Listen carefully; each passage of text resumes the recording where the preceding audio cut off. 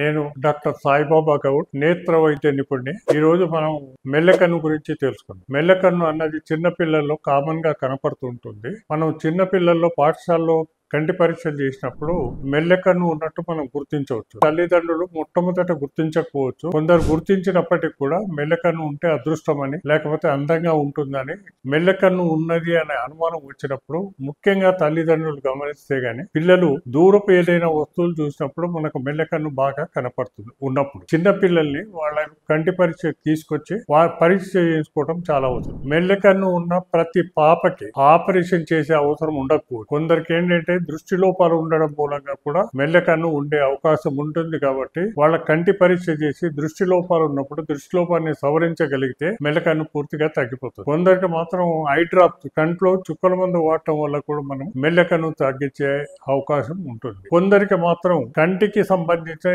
Exercises ఉంటాయి, వాటి వల్ల కూడా మనం మెల్లకన్నును సవరించవచ్చు. ఇవన్నీ పని చేయకపోయినప్పుడే ఆపరేషన్ చేయవలసి ఉంటుంది. అయితే ఆపరేషన్ ఎందుకు చేయాలి, ఎప్పుడు చేయాలన్నది సమస్య ఉంటుంది. డాక్టర్ పరీక్ష చేసిన తర్వాత ఆయన నిర్ణయం ప్రకారమే మనం ఫాలో అవ్వటం చాలా ముఖ్యము. మెల్లకన్ను ఉన్న వాళ్ళకి మనం ఎంత తొందరగా చికిత్స చేయగలిగితే అప్పుడే మనం మెల్లకన్ను ఉన్నప్పుడు ఏమాత్రము ఆలస్యం చేయకుండా చికిత్స చేయాలి. కొందరు ఏంటంటే యుక్త వయసు వచ్చి మ్యారేజ్ ఏజ్ వచ్చినప్పుడు మాత్రమే కంటి పరీక్షకు వస్తారో అప్పుడు మెల్లకన్నుకు ఆపరేషన్ చేసినా కూడా మనం మెల్లకన్ను సవరిస్తాం కానీ ఆ దృష్టి ఏదైతే తగ్గిపోతుందో దాన్ని మనం సవరించడానికి అవకాశం ఉండదు. మెల్లకన్ను ఉన్నది అని అనుమానం ఉన్నప్పుడు డాక్టర్ దగ్గర పరీక్ష చేయించుకొని డాక్టర్ సలహా ప్రకారము చికిత్స చేయటం చాలా ముఖ్యం. ఈ మెల్లకన్ను అనేది మాత్రం ఈజీగా తీసుకోవద్దు. అది అదృష్టం కాదు, అందము కాదు, తర్వాత మనం బాధపడతాం. కాబట్టి మెల్లకన్ను ఉన్నది అని అనుమానం వచ్చినప్పుడు